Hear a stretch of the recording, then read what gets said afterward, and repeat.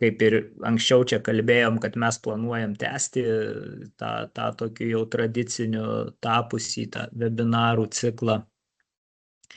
Tai vis paimdami kokią nors temą, kuri aktuali mūsų miškų sektoriui, mūsų tiek, kiek tai susiję ir su skaitmenizacija.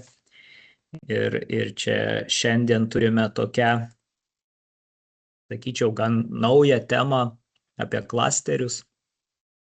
Tai kai mes turėjome pernai metais konferenciją tokiu tuo pavadinimu, ar dirbtinis intelektas pakeis miškininką, mes jau tuo met susirinkę užsiminėme apie tai, jog Forest 4.0 turi vieną iš ambicijų suburti skaitmeninės miškininkystės arba panašių pavadinimų klasterį. Tai iš principo tam tikrą tinklą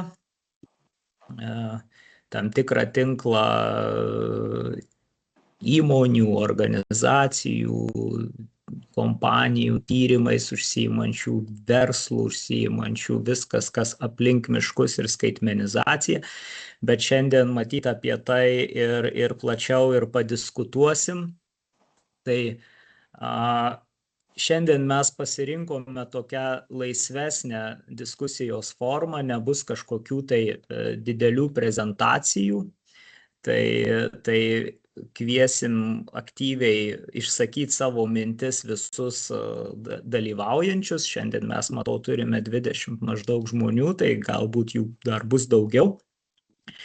Bet kuriuo atveju tikiuosi teko matyti mūsų anonsinį įžanginį interviu apie klasterius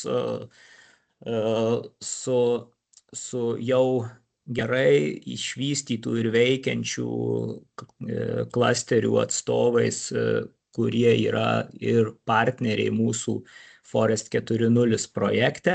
Tai jeigu kažkam nepavyko dar pasižiūrėti to video, tai mes į pokalbių langą įdėjome nuorodą, kad lengvai galėtumėt surasti, pasižiūrėti jau, kad ir po šito mūsų pasidiskutavimo, po mūsų šito webinaro.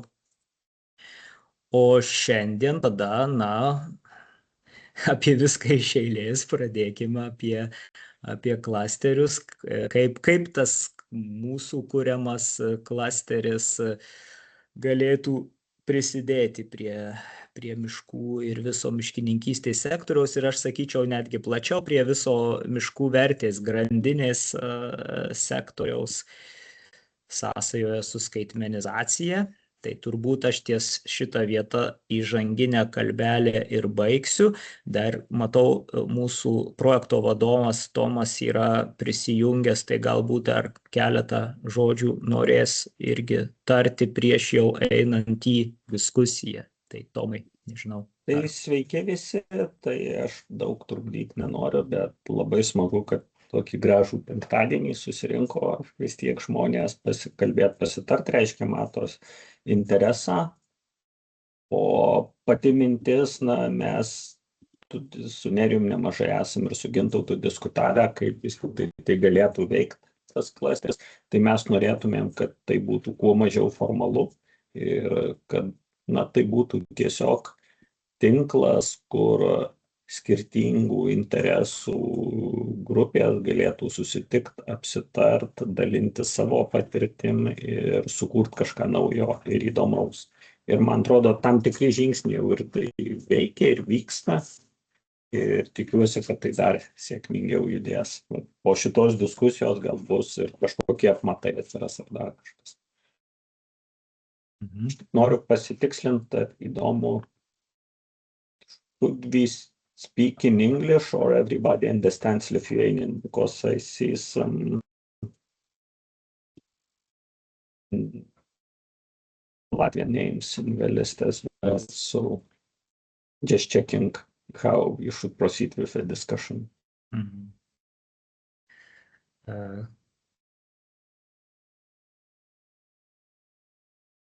Nieks nieko nekomentuoja. Tai Nėra kol kas reakcijos, šiaip mes planavome šį kartą lietuvių kalbą savo webinarą tai galbūt bandykime likti prie lietuvių kalbos, vis tiek absoliuti dauguma auditorijos yra pas mūsų lietuviškai kalbantys. Tai aš siūlau vis tik likti prie lietuvių kalbos ir galbūt judėkime tada po truputį į priekį.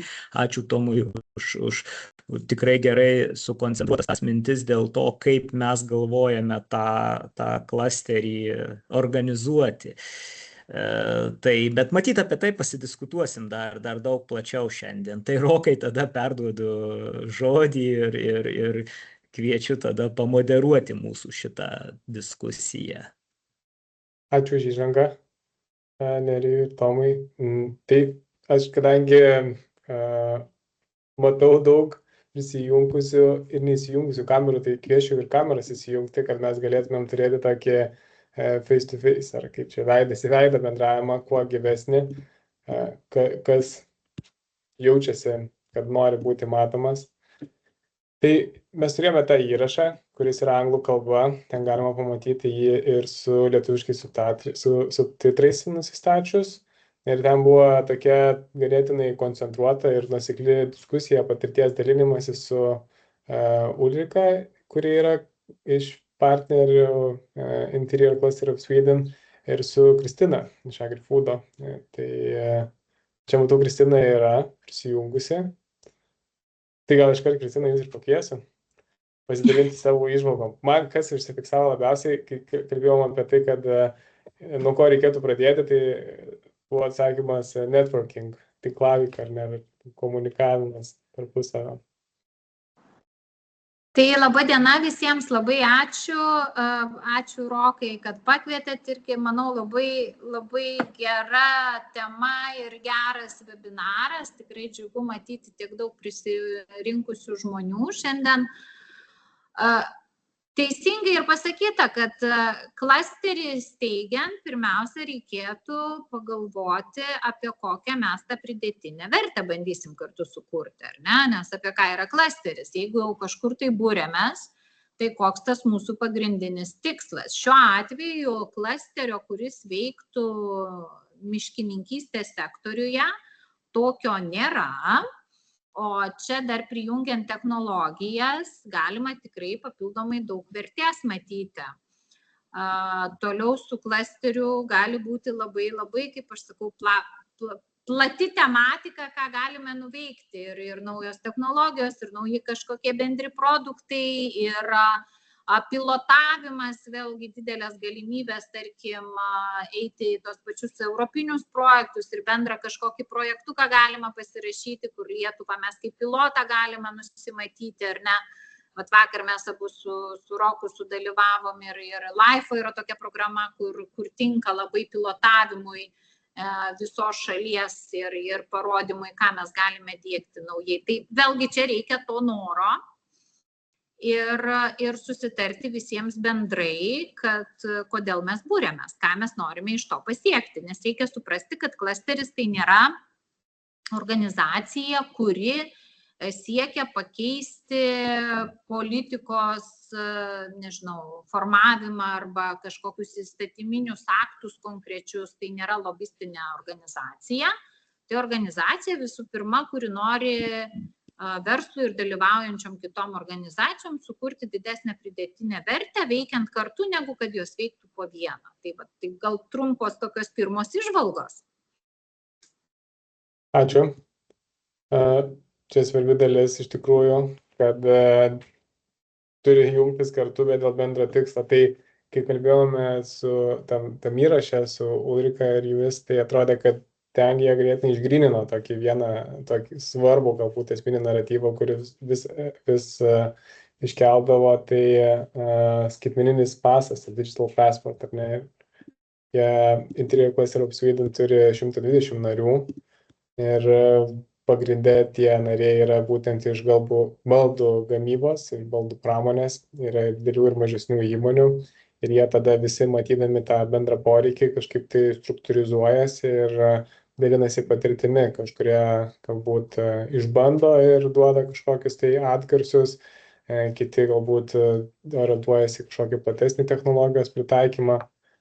Tai jau realiai šiandien mūsų susitikimas, jo tikslas ir yra būti kuo mažiau stebėtojais ir kuo daugiau kalbėtojais, kadangi, tai kaip ir minėjote, Lietuvoje ir miškininkystė ypatingai yra naujas darinys, kuris dabar tik atlieka tą pirmąją formavimosi stadiją, tai visi klausimai yra geri klausimai.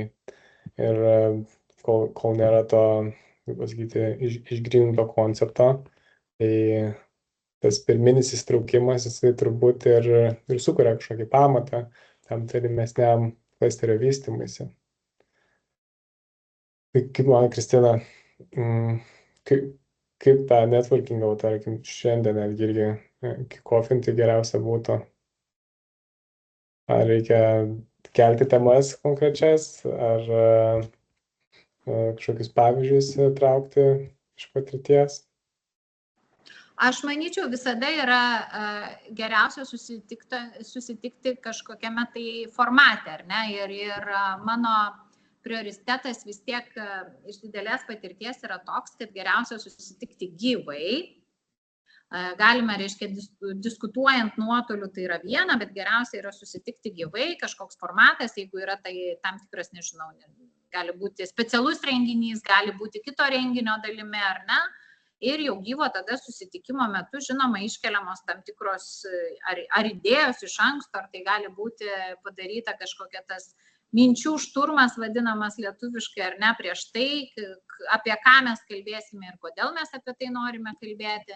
Bet pirmiausia, tie pagrindai gal apskritai bendruomenėje paskelbti, nuo ko startuoti, ar ne? Bendruomenėje paskelbti, kad mes norime įsteigti tokio tipo organizaciją. Ir galima pasileisti netgi ir mini kažkokią tai apklausą, kad kokius narius kiti norėtų matyti, tarkim, tokiame klasteryje, ar ne, ko reikėtų, kokias temas norėtų diskutuoti. Aš manau, gal nuo tokios, pirma įžanga būtų gal nuo tokios mini netgi apklausos, o jau kitas žingsnis tai galėtų būti suinteresuotų narių, kas konkrečiai nori susijungti, ar ne. Tas toks ketinimo protokolai arba palaikymo protokolai, kad taip, aš norėčiau jungtis į tokį darinį, į tokią organizaciją. Ir jau paskui tas jau networkingas, kaip sako, tai galėtų būti tiek ir atidaromasis pačio klasterio renginys. Žinoma, kitą galimą formatą, kuris labai populiarus yra ir užsienyje, tai tiesiog kažkokio renginio metu padaryti tą tokį B2B matchmakingą arba, tarkim, nežinau, pasikalbėjimą tarp bendrai suinteresuotų narių, gyvai susitikti, kas norėtų jungtis, kokiais klausimais norėtų diskutuoti ir tai aptarti jau gyvame formate. Tai tų būdų yra tikrai nemažai.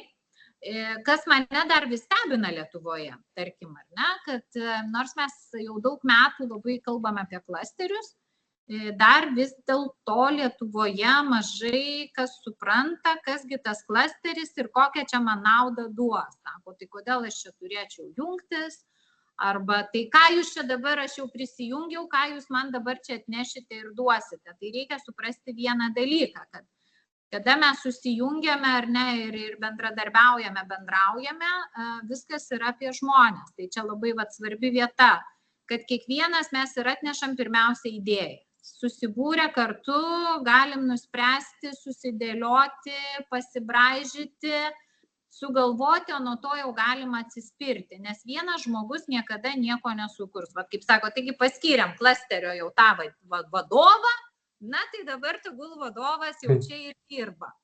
Tai aš pati ir esu klasterio vadovė, tai dažnai su tuo tokiu susiduriu, kad sako, na tai ką jau jūs dabar sugalvojot kitiems metams.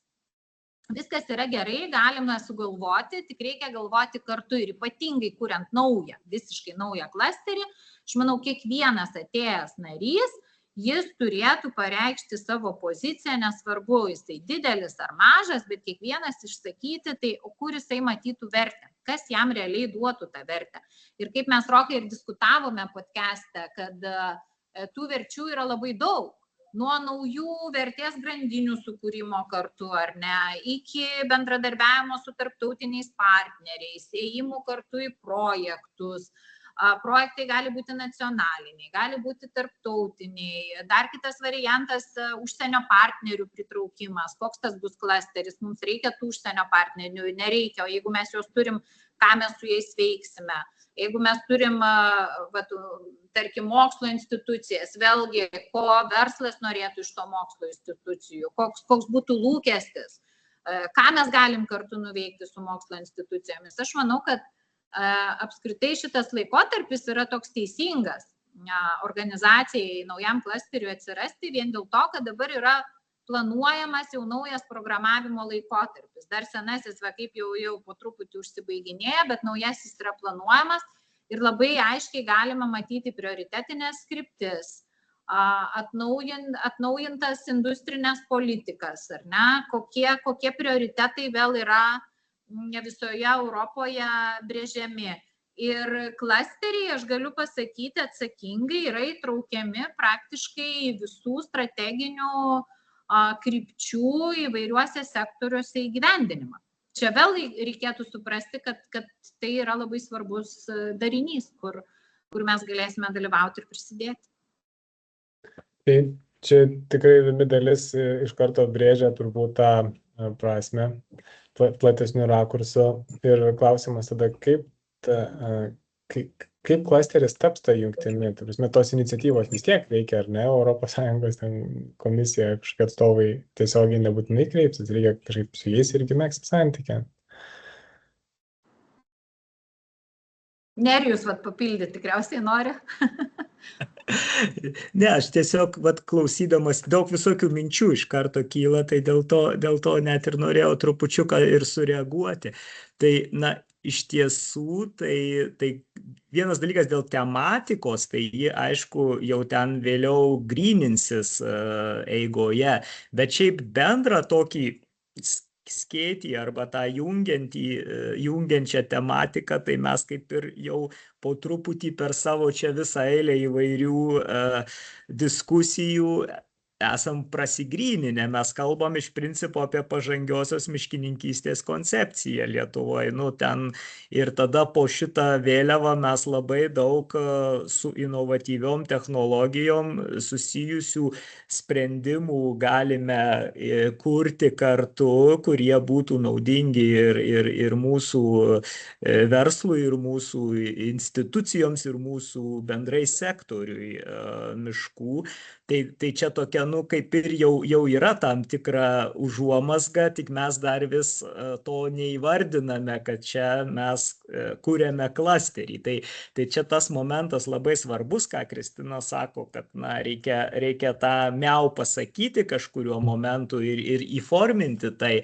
Tai matyt, tas nutiks, tą bandysime susitvarkyti, organizuoti artimiausių metų, vien jau dėl to, kad mes Forest 4.0 vis tiek imsimės to koordinatoriaus vaidmens šitoj vietoj, net jeigu mes ir ten atskiro juridinio vieneto nesteigsime tam klasteriui, matyt, čia dar toks susitarimo reikalas, kaip mes tą juridiškai suforminsim, bet čia jau žinoma, tokios detalės, kur galbūt šiuo momentu nėra taip svarbu apie tai diskutuoti. Man dar viena mintis, kas buvo irgi dėl to laiko, kad laikas tai tinkamas dar ir kita prasme, kad mes šiuo momentu ir žiūrint į Lietuvos tą miškų sektoriaus ekosistemą, mes vis dar esam tokiam, paieškose to mūsų ateities kelio. Mes net miškų politikos aiškios strateginės krypties nesam Lietuvoje apsisprendę. Tai čia net ir iš tos pusės naudinga, kaip sakyti, ne po vieną, o jau turint tinklą, netgi ir vystyti tam tikros konkrečias tas paslaugas ar produktus, kurie užduoda po to tą tą kryptį jau. Tai čia net ir nenorint tai susisies su politika ar panašiais dalykais, bet galbūt jau, matau, rankos kyla, tai aš jau tada. Valentas pustelėjo ranką. Sveiki. Jo, aš iš Vilniaus universiteto dirbtinio intelekto metodų laboratorijos šiandien tik be kameros pabūsiu, biškai reabilituojuosi. Norėjau gal tą patirtim pasidalinti. Tai čia kaip trečias klasteris, kuriam dalyvauju, vienam tai medicinos gyvybės mokslo dalyvauju, tai būna tokie periodiniai mini pristatymai kažkokiom temom, ten dėl reguliavimo, tarkim, dirbtinio intelekto akto ar ten technologijų kažkokių, tai visai naudinga po to būna ne šiaip kavos išgerti, bet mini pristatymai ten pusvalandžio ir tada tas kavos gerimas. Tai tokia patirtis ir kitam priklausau dar kosmoso klasteriui, čia Višorio technologiniam parke yra, tai VU neseniai įstojo, tai jie gal daugiau lobizmo užsiima ir dabar rengia, man atrodo, ministerija nacionalinę strategiją ir jie nori tą kosmoso sektorių labiau propaguoti, kad finansavimą padidintų ir Europos kosmoso agentūrai daugiau atsirastų ir panašiai. Tai miškai nėra tik palydovai, bet yra ir palydovai. Tai jeigu būtų aktualu, nežinau, gal ir taip bendraujat, bet tiesiog patirtim pasidalinu. Ir kas liečia visokias horizonto programas ar panašiai, irgi mums kaip institucijai aktualu, tai minėjo čia Kristina Light Program horizonto, tai irgi ta tema su Montejegro mes bendraujam dėl nacionalinių parkų jūsų stebėjimo. Tai ir jei ateityje atsirastų kažkokių tokių sąsajų, konsorciumų, tai būtų įdomu pabendrauti. Taip trumpai iš mano pusės. Ačiū labai, Valentai. Manau, kad bus tikrai įdomu pabendrauti. Algis, grįžotis irgi kelia ranką, malonu. Sveiki, kolegos. Tai klasteris pats savaime, tai nieko čia naujo, tai yra bendradarbiavimo forma, kai organizacijos neprarasdamos savarankiškumo šitą kažkokiam tai tikslui suvienija pastangas, išteklius.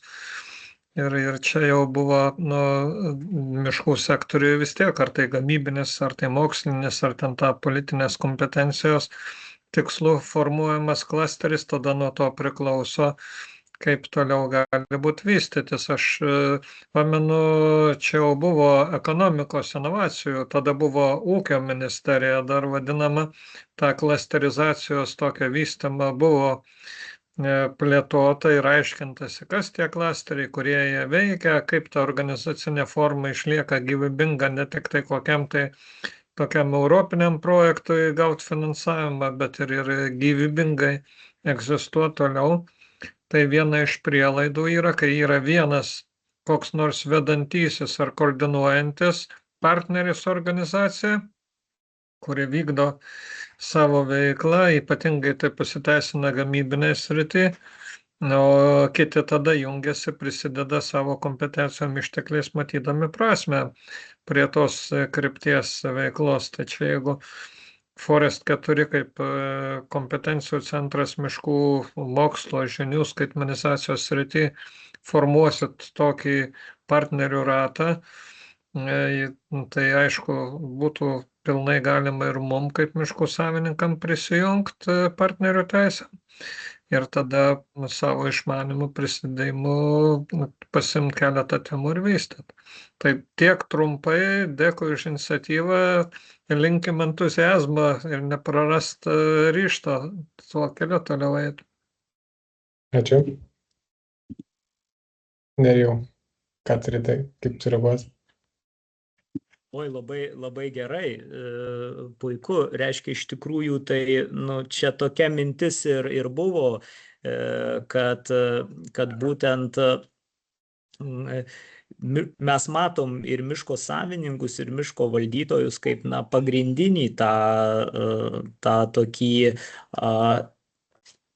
segmentą mūsų klasteryje, kuriam galbūt ir būtų netgi labai konkretūs tam tikri produktai ar paslaugos galėtų būti sukuriami bendradarbiaujant, kur tai galbūt neapsimokėtų atskiram miško savininkui kurti ar panašiai. Aš jau čia einu labai konkrečiai iki kažkokių paslaugų.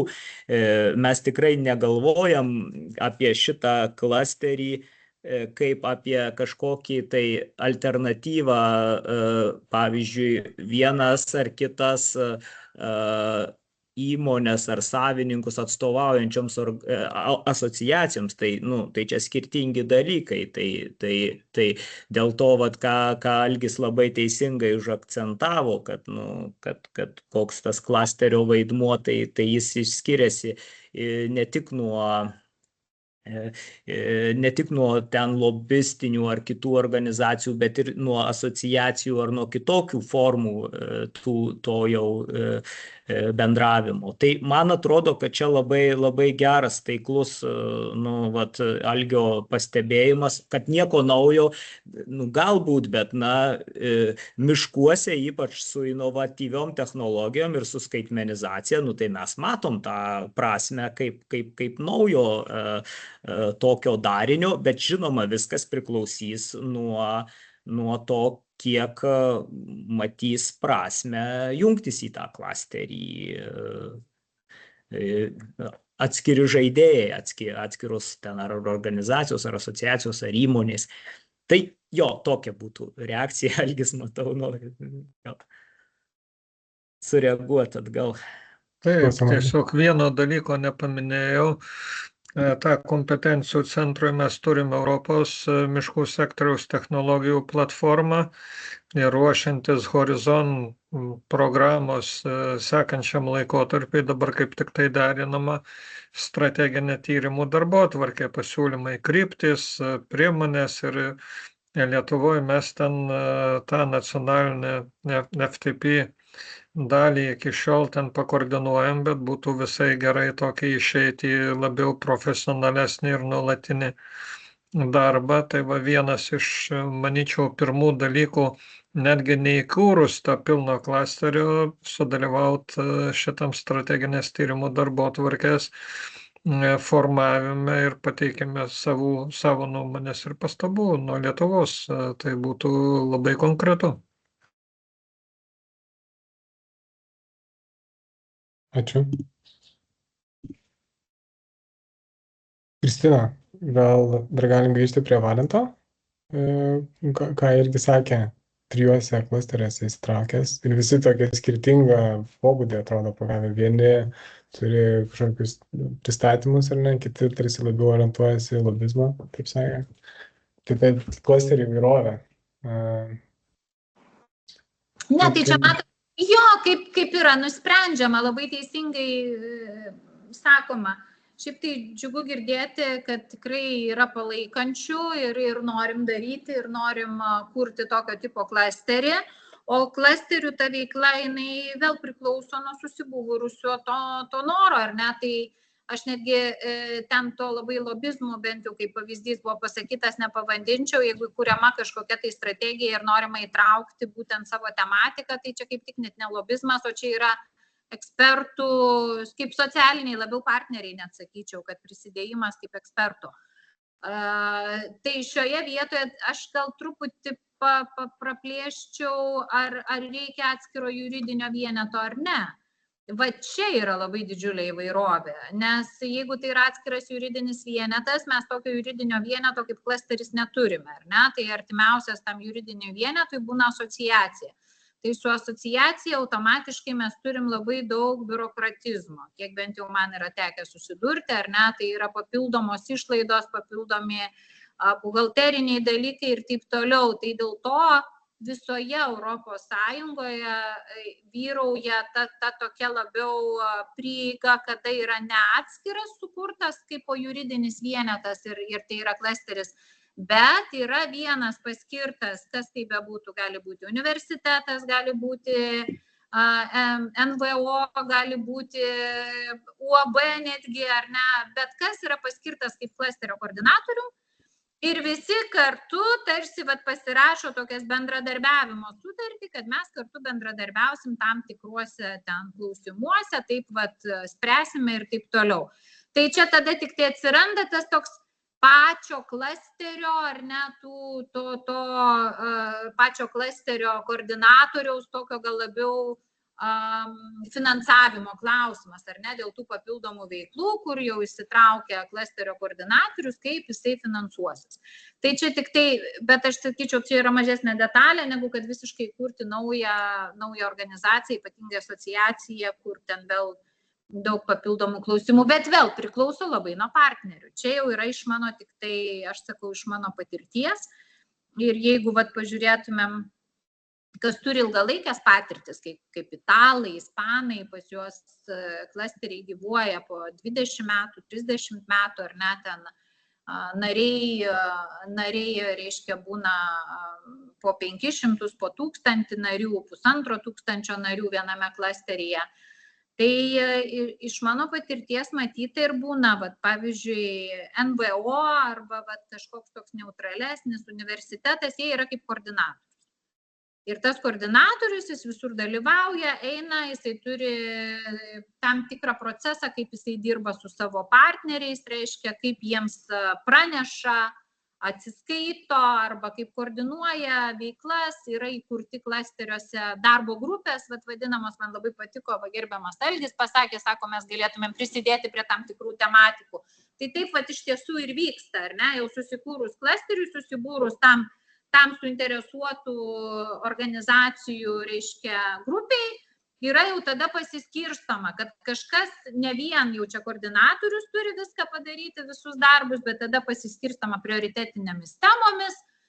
Dažniausiai tikrai atsiranda savanoriai, kas nori daugiau, galėtų daugiau laiko skirti tam tikriem prioritetam, temom ir tada yra dirbama tų tematikų linkme.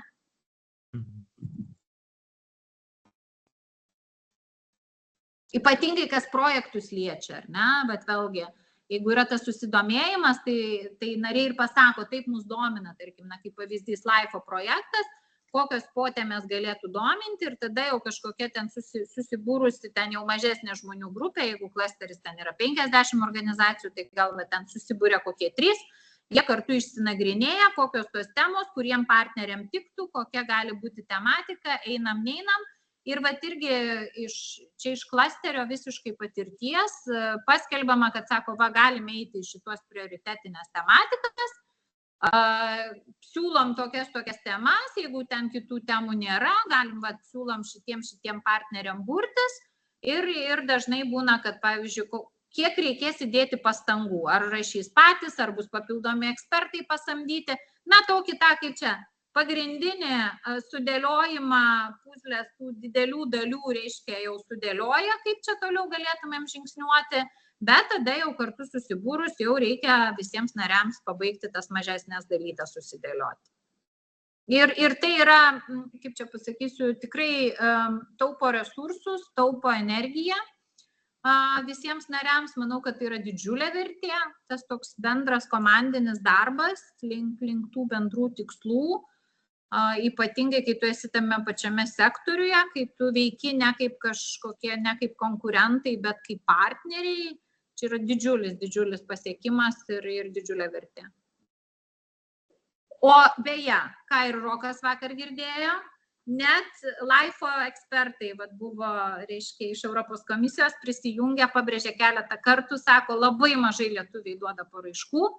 Išskirtinai mažai lietuvių matom paraiškų, labai laukiam, nes žinom, kad turit daug ekspertų, turit patirties ir kompetencijų. Matau, Valentas, taip, prašom. Jo, aš tik dėl LIFE programos norėjau pakomentuoti, manau, viena iš priežasčių, nes ten 60% finansavimo intensyvumas ir universitetą.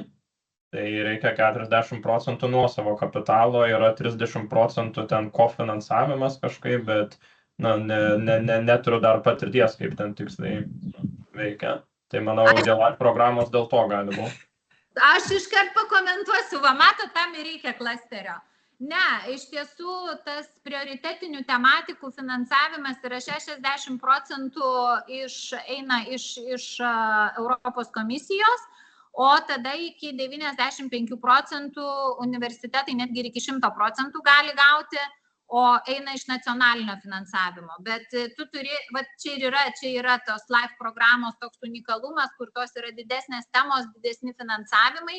Tu pirmiausia turi gauti patvirtinimą iš savo nacionalinio lygmens, tai reiškia, visi susibūrę partneriai iš įvairių valstybių turi eiti pirmiausia savo nacionaliniu lygmeniu, neštis tą idėją, parašytą projektą, jį pateikti, gauti finansavimą iš nacionalinio lygmens ir tik tada gali teikti Europos komisijai. Kitaip neveikia. Tai čia tam ir yra klasteris, aš ir matau, čia ir didžiausia vertė, kur jau iš karto mes ateinam, tam yra ekspertai, atsineša jau žinias, sako, kaip daryti, kur daryti, nebereikia blaškytis ir sužinoti. Vat kaip sako, ten kažkoks yra, nėra ir panašiai. O yra programos, kur nereikia papildomo, reiškia LIFE, ten jau mažesnis finansavimas, bet nereikia papildomo nacionalinio finansavimo, ten didesnė konkurencija būna, bet ten yra 100%, bet kuriuo atveju. Taip pat. Ačiū už informaciją.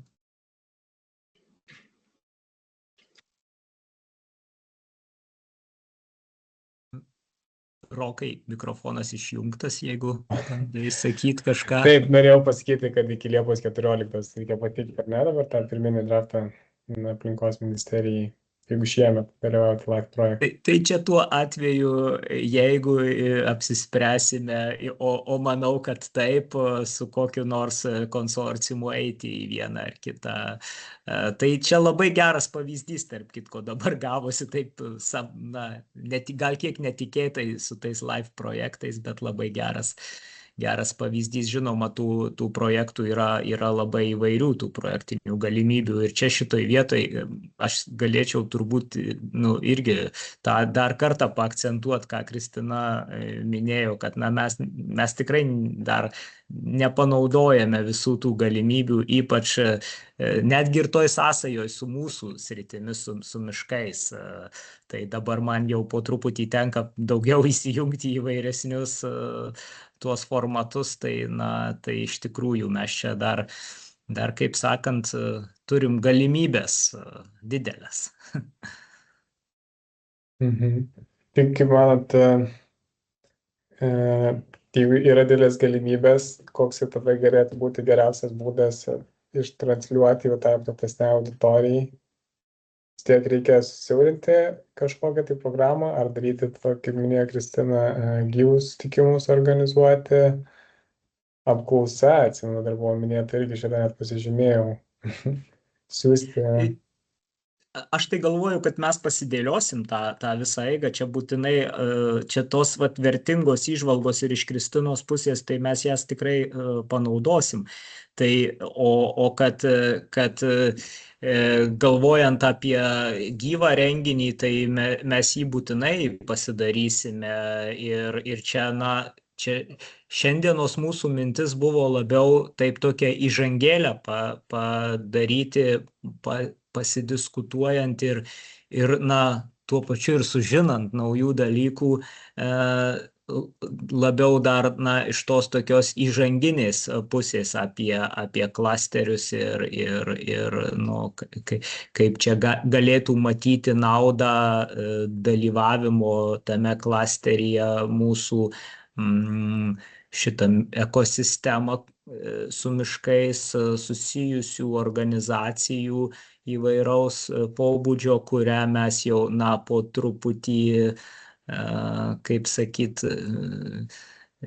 kurioje mes čia visi dabar ir bendraujame ir kuri po truputį, kaip aš suprantu, plečiasi mūsų, jeigu lyginant, ką mes pradžioje turėjom. Aš kalbu nebūtinai apie šiandien dienos webinare dalyvaujančių žmonių skaičių, bet aš kalbu bendrai apie tą, kas vienokią ar kitokią formą įsitraukia į mūsų šito Forest 4.0 įvairias tas iniciatyvas ir kur mes tikrai galim tada jau taikliau ir tikslingiau, kaip Kristina minėjo, tam tikriems konkretiems nesakysiu vien projektams, kad negalvotume, kad mes kalbam vien apie europinius projektus. Projektas gali būti labai įvairus dalykas, bet įvairioms veikloms, kurios duotų tą pridėtinę vertę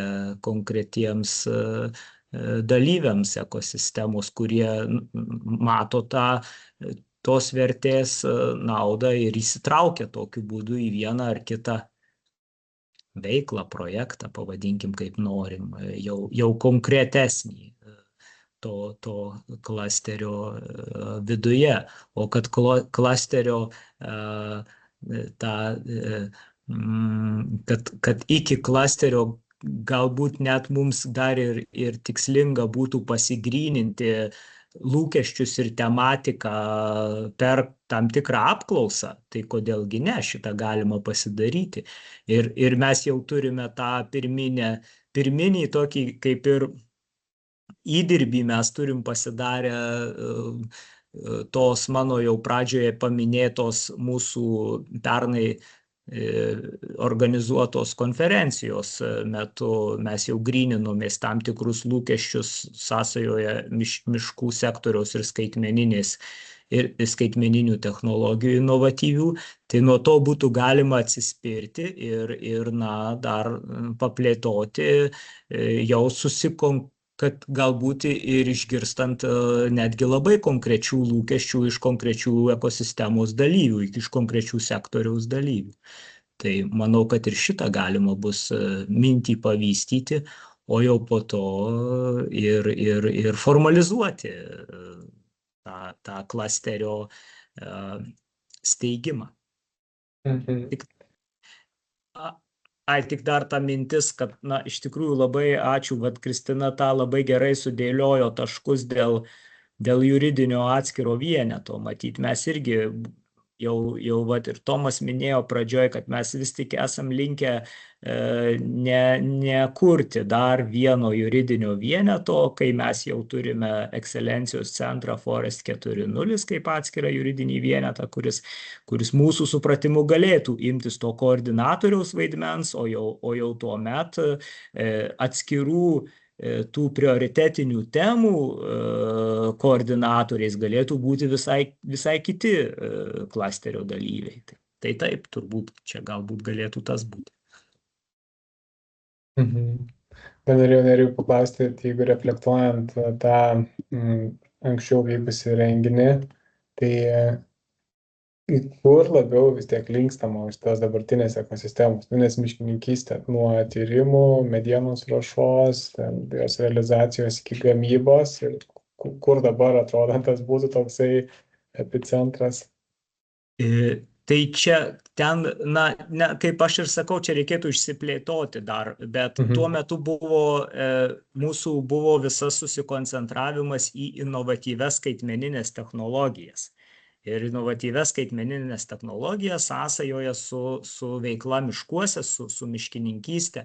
Ir ten labai daug tų tokių potemių išsivystė, kur sektoriaus dalyviai matytų prasmę toliau vystyti tam tikrus sprendimus, inovatyviomis skaitmeninėmis technologijomis paremtus sprendimus, kurie padėtų konkrečiai miške dirbantiems žmonėms, įmonėms, organizacijoms, padėtų spręsti tuos jų kasdienius rūpesčius ir didinti tą vertę, kuri sukuriama.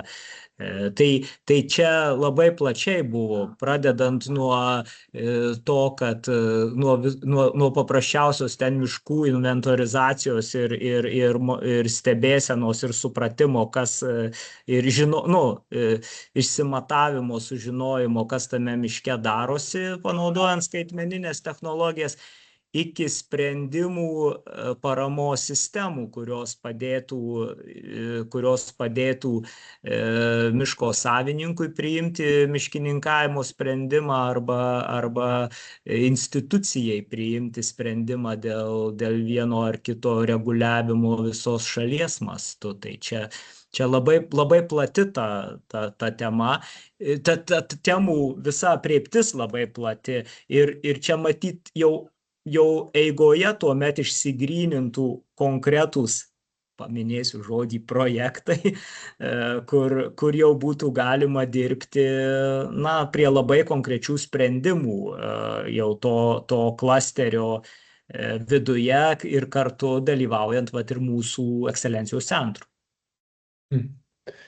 Geras ženklas, viskas prasideda nuo žmogaus miške ir paskui gali dar išplėtoti, kaip tas skaitmeninis tobulėjimas, tas indėlis nuo pirminių dalių, kaip jisai paskui nuvilnytų toliau iki galutinio produkto ar kažkokios paslaugos gal.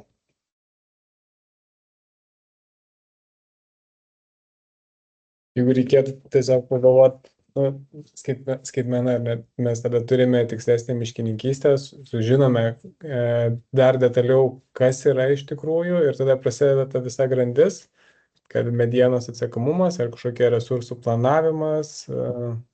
Tai čia iš principo mes čia vis bandydavom ankstesniuose kai kuriuose mūsų susėjimuose jau pavystyti tą pažangiosios miškininkystės koncepciją, viziją pradžiai ir koncepciją, kuri turi savyje visas tas skaitmenizacijos, visus tuos dėmenis, bet gal šiandien nežinau, ar čia verta į tą labai krypti, galbūt mes dar vis tik pasidiskutuokim dėl to bendradarbiavimo klasterio formą. Kodėl aš link to kreipiu? Tai galvoju tiesiog, kad kas į tą klasterį įeina, ar tada įeina ir medienos ruošos įmonės, ar įeina ten, žinau, kažkokios fabrikai, gamybos, kaip dabar atrodo. Ar reikėtų tada plėstis kategorijas? Tai čia mes pradėjome, kadangi pradėjom būtent nuo miškininkystės dalies ir tų veiklų, kurios miškuose vyksta, bet mes suprantam, kad miškų sektorius apima daug plačiau ir kai mes žiūrim į visą miškų vertės grandinę, tai tada mes turime ir visą medienos pramonę ir energetiką biokurų paremtą ir labai daug mes turime tada tų įvairių temų ir čia, kaip sakau, man atrodo, mes jau išsigrynintume eigoje, bet mano toks matymas ir įsivaizdavimas yra, kad mes a priori neturėtume apsiriboti savęs, kad mes dabar kalbam tik apie miškininkystę ir jau kas šalia apie tai, ne. Vis tik turbūt turėtume kalbėti apie visą vertės grandinę ir ta vertės grandinė, jinai ne vien, dabar mes medienos vertės grandinę geriausiai esame išvystę ir žinome, bet gali tai būti ir visai kita nauja vertės grandinė, kad ir to paties anglies ūkininkavimo vertės grandinė ar dar kitokia vertės grandinė, nemedieninės ekonomikos, kuri galbūt šiandien dar mes tik tai kažkokios tai pradmenis turim. Tai čia mano toks supratimas, kad mes galėtume startuoti nuo to, kas yra jau labiausiai aktualu būtent tiems, kurie nusprendžia prisijungti prie mūsų klasterio, o tuomet jau eiti tematiškai platyn. Čia tas momentas, kur prisiminiau įrašą ir pokalbį su Kristina ir Ulrika, ir ten buvo klausimas, kokia prasmė prisijungti kuo anksčiau, ta prasme, ar geriau yra likti stebėtojų, ar yra kažkokia nauda prisijungti anksčiau, tai Kristina, gal galima truputėlį pavystyti tą mintį? Anksčiau visada geriau yra prisijungti. Aš tai taip sakyčiau.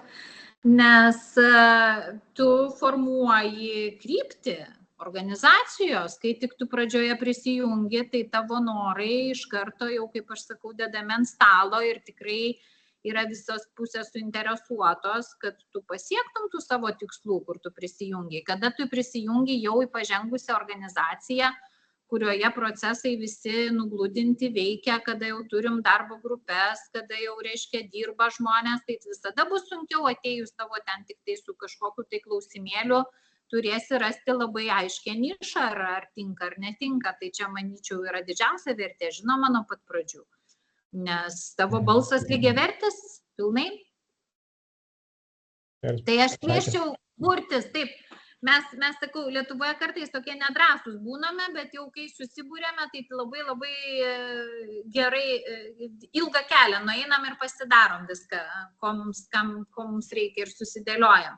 Tai čia šitoj vietoje, aš sakyčiau, gal ir galima apsisprendus jau tą patį procesą, galėsim ir pradėti kviesti tą būrimąsi ir tą tokias pirminės norus išreiškimą, kas norėtų burtis.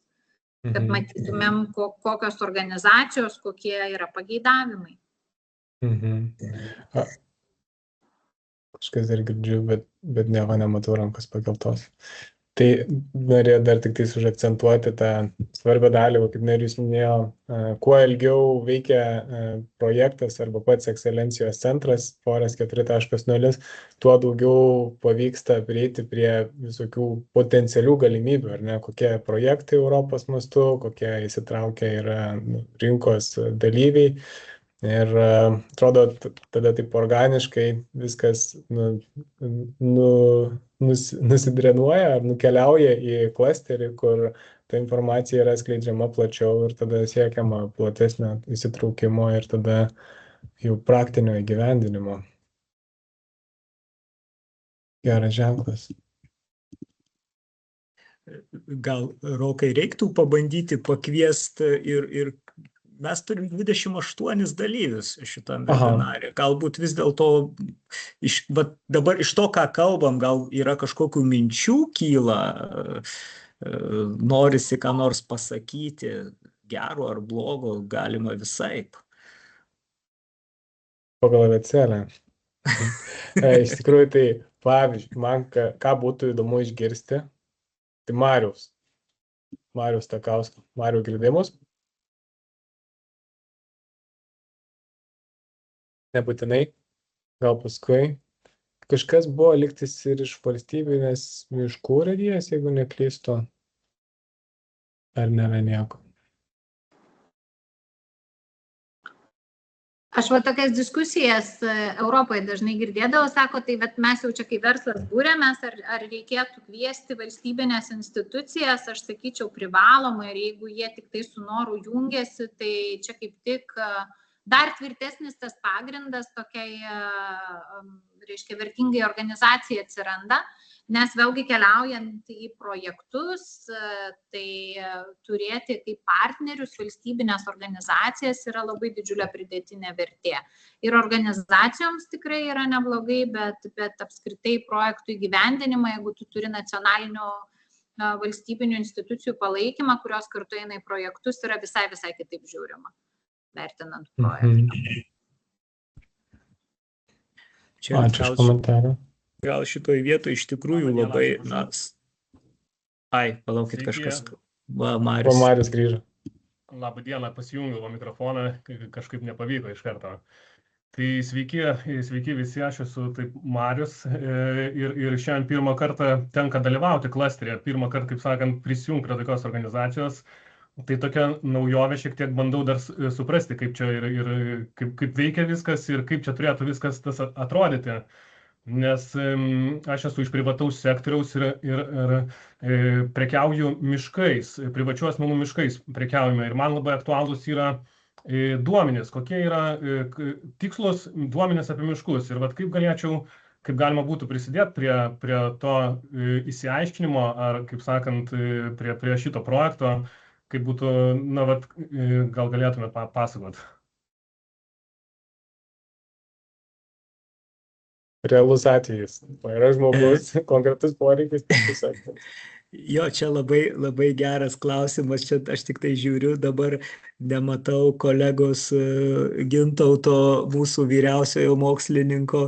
Tai gal aš tada pabandysiu trumpai pasakyti, kad, iš tikrųjų su informacija apie miškus bendrai apie miškus informacija, jos visa sistema informacijos, kurią mes turime Lietuvoje, tai, ji kaip tik mūsų mintis ir yra ją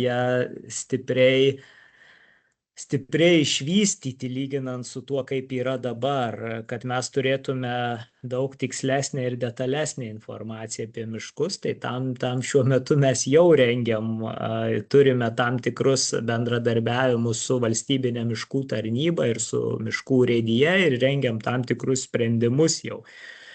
Dabar kaip jie nukeliaus iki tojo tikrojo gyvenimo, tai kad bendrai mūsų, pavyzdžiui, tikriausiai jūs, Mariau, puikiai žinot miškų valstybės kadastrą, kuris ten turi tam tikrus duomenis apie miškus ir dažniausiai tuos duomenis gal sutartis arba kai kuriuos ir tiesiog atvirai galima gauti.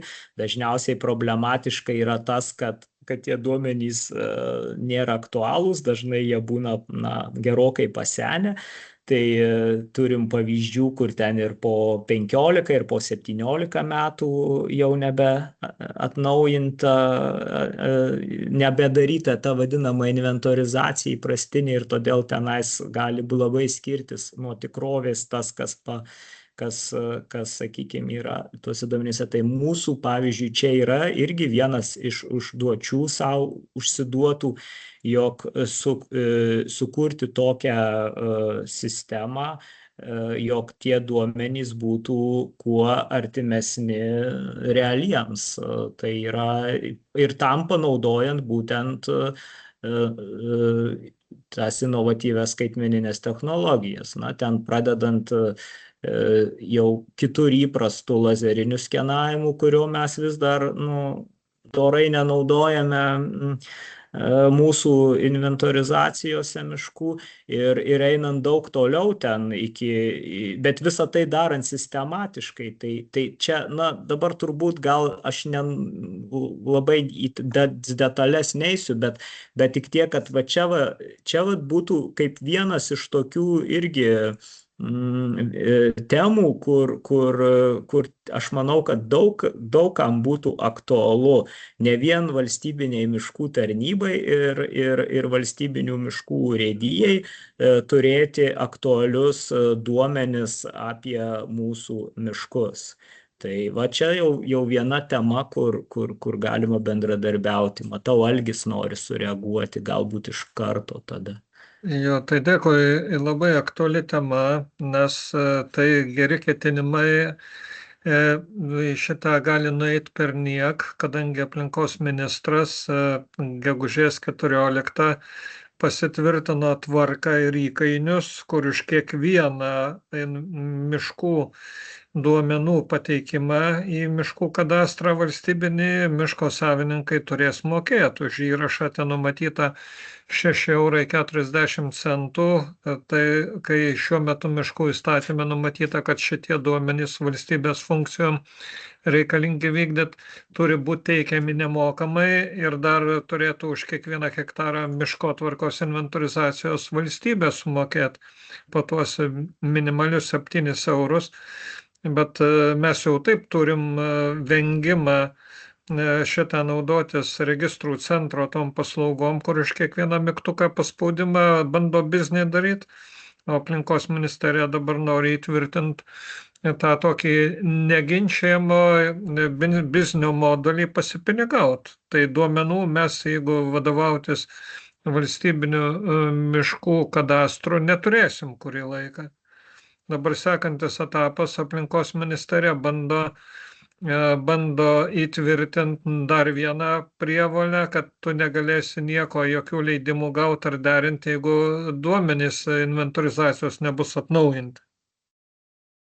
Tai užbaigiant, tokia absurdas gaunasi, kad pirmą reiks inventorizuoti, įregistruoti per 47 dienas duomenys, o tik tai po to turėsi teisę rengti miškotvarkos vidinį projektą, kuris neaišku pasitvirtins, nepasitvirtins. Tai matant, aš čia daug nešnekėsiu, bet matant tą tendenciją reikia matyti, kas eina toliau. Na ir dabar, kadangi ėmėsi miškotvarkos reikalų kuruoti aplinkos ministerijos politikos grupėje Zita Bitvinskaitė, tai matyt, dar čia turėsim visokių naujovių ir naujų dalykų. Tai vat tokia kryptis, atkreipiu dėmesį, kad be gerų ketinimų čia reikia dar susitvarkyti ir pačią logiką, kaip ta sistema turėtų funkcionuoti. Jo, aš gal Tomas nori sureaguoti, bet aš tik tai labai trumpai prieš tai dar irgi iš tikrųjų, taip, mes gyvename tame, turime tą komandavimo ir kontrolės principų paremtą miškų valdymą, nuo kurio mes sunkiai bandom atsitraukti. Mūsų supratimu, tai absoliučiai didžioji dalis duomenų apie miškus, kurie nėra asmens duomenys ir kurie neturi kažkokio tai tokio su tuo susijusios apsaugos, jie turėtų būti vieši bendrai. Tai mes galvojame siekti to, nes šiaip tai tokia yra ir bendrai valstybės politika. Tai čia, matyt, atskira visai tema dėl to, kad patys duomenys apie miškus yra neprieinami ten.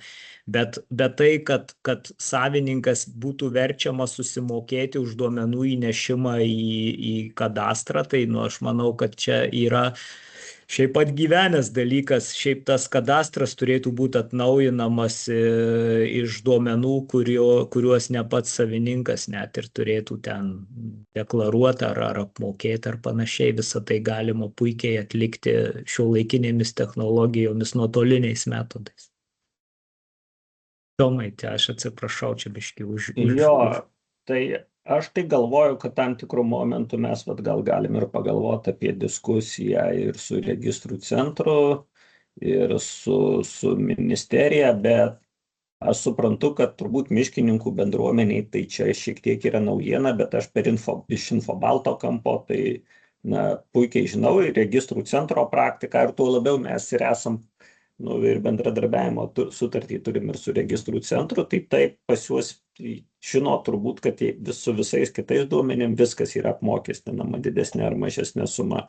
Tai jo toksai veikimo principas čia jau yra iš tikrųjų valstybės lygmenį taip sudėliota jo veikimo principas, kad kažkiek valstybė finansuoja ir kažkiek tie savininkai. Tai čia turbūt tai buvo užprogramuota, kai aplinkos ministerija iš miškų tarnybos perkelė tai į registrų centrą, tai kažko kito aš tai ir tikėjausi, kad taip bus, bet ten turbūt daugiau yra dabar sisteminių problemų, nes kiek aš mačiau, nežinau, čia gal galės pakomentuoti ir kolegos, kol kas nėra iki galo ir sudėliota tas ir normalus įsidalinimas, vis tik tai kas tarp miškų tarnybos ir registrų centros ir atsakomybė už duomenų kokybę ir duomenų tas visas, kuri dalis vienoj pusėje, kuri kitoj nugula. Ir mes čia organizavom ir tų susitikimų prieš metus, prieš 2 ir buvogi čia organizuota, buvo nuvežti ir į Suomiją pasižiūrėti visi, kaip kas daroma, bet kol kas rezultatai nedžiugina turbūt.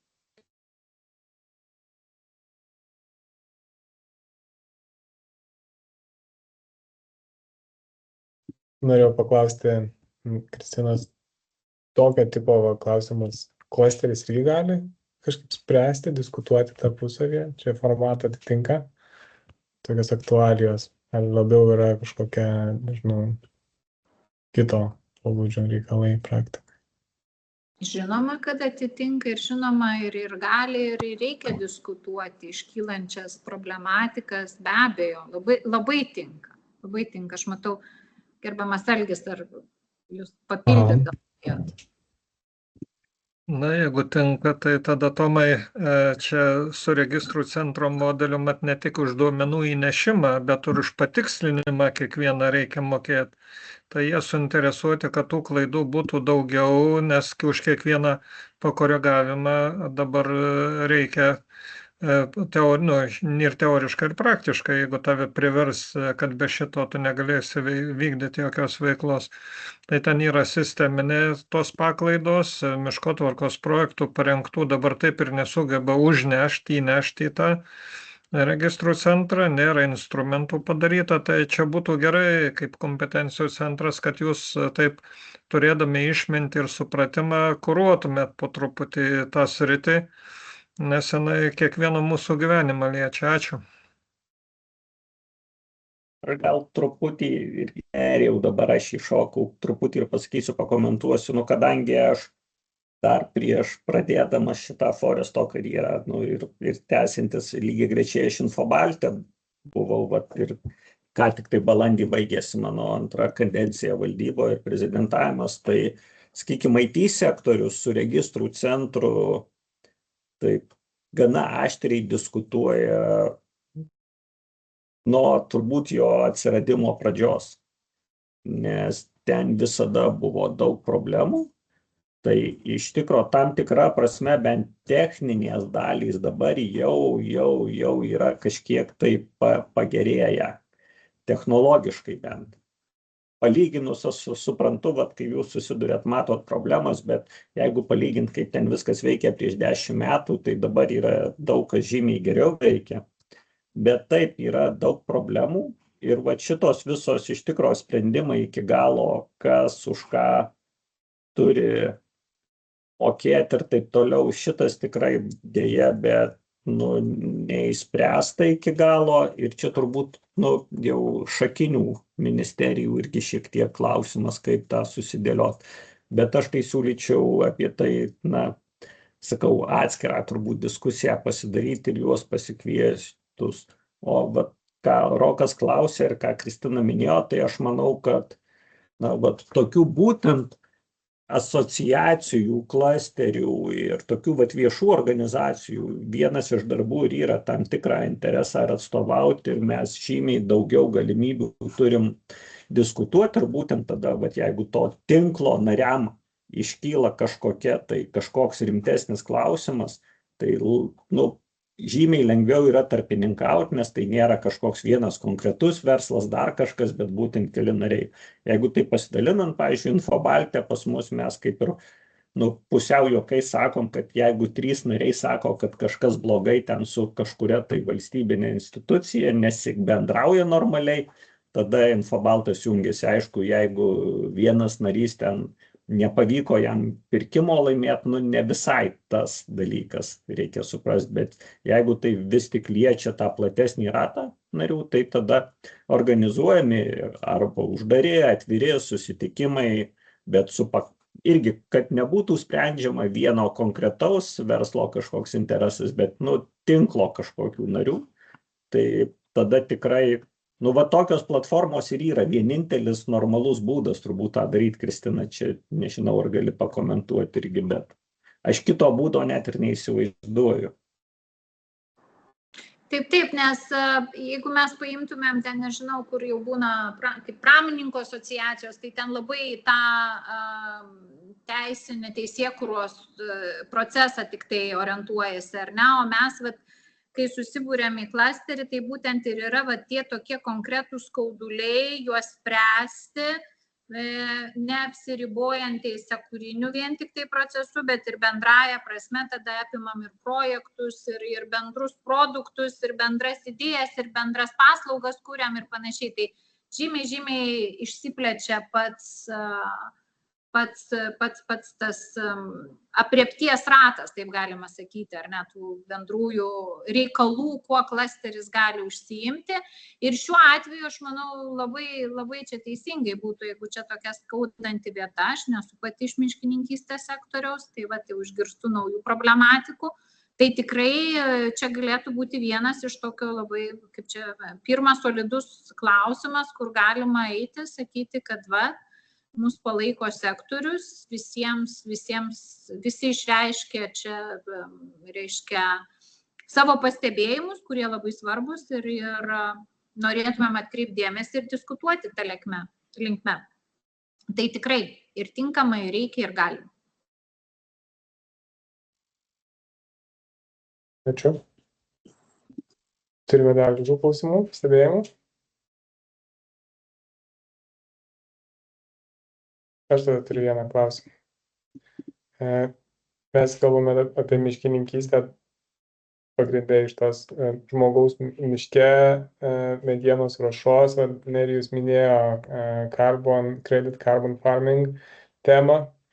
Ir ar klasteriai yra vietos gamtosaugai šiuo atveju? Šiaip tai keistokas šiek tiek klausimas, vienareikšmiškai. Iššaukiantis. Vienareikšmiškai taip. Ir čia,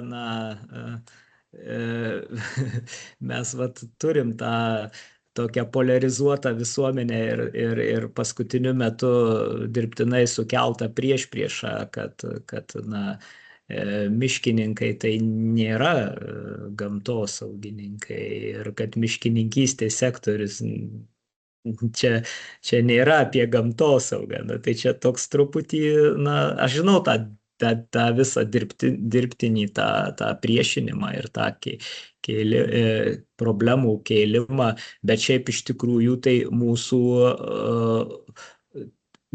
tai, kad mes orientuojamės į inovatyvias skaitmeninės technologijas, tai tos inovatyvios skaitmeninės technologijos, jos lygiai taip pat sąsajoje su miškais gali pasitarnauti gamtosaugos sprendimams. Ir čia net nebūtinai priešinant tarp sakykime, tų atskirų tvarumo aspektų, ekonominių ir ekologinių, arba ten ekologinių, socialinių ir ekonominių, jeigu jau pilnai. Mes visada miškų sektoriuje kalbėdami apie tvarumą, kalbame apie visas tris šitas dimensijas. Tai mano supratimu vienareikšmiškai taip, atsakymas, jeigu įrokai į tą klausimą. Tokį. Dabar kitas klausimas, kad kiek mes gebame sudominti vienas ar kitas organizacijas gamtosaugoje veikiančias savo veiklomis. Tai čia galim dar irgi pagalvoti, kaip mums šitoj vietoj turėti sėkmingesnį rezultatą. Mes turime, pavyzdžiui, mes labai gerą bendradarbiavimą su valstybinė saugomų teritorijų tarnyba turime. Turime santykį su kai kuriomis konkrečiomis organizacijomis veikiančiomis gamtosaugoje. Bet tai tik tai mažesnioji dalis, lyginant, aišku, kadangi pati tematika, žinoma, tokia labiau orientuota į miškus, miškų vertės grandinę. Taip. Bet gamtosauga vienareikšmiškai, aš sakyčiau taip. Aš priimtas atsakymas, nežinau ką. Tai dalykas, kad tas pats live formatas, live programa, jinai būtent į gamtosaugai yra orientuota. Ir tada klasterio formate čia yra galimybė tiesiog bendradarbiauti ir tom miškininkystės įmonėm ar atstovam ar žmonėm dirbantiem toje srityje ir tada kažkokiam kitom sauginiam organizacijom ar dariniams. Tai žiūrėsime, aišku, kaip seksis, kaip minėjote, sudominti, užmėgsti tą tiesioginį kontaktą ir plėsti pačią ekosistemą. Ar turime dar kokių klausimų ar pastebėjimų?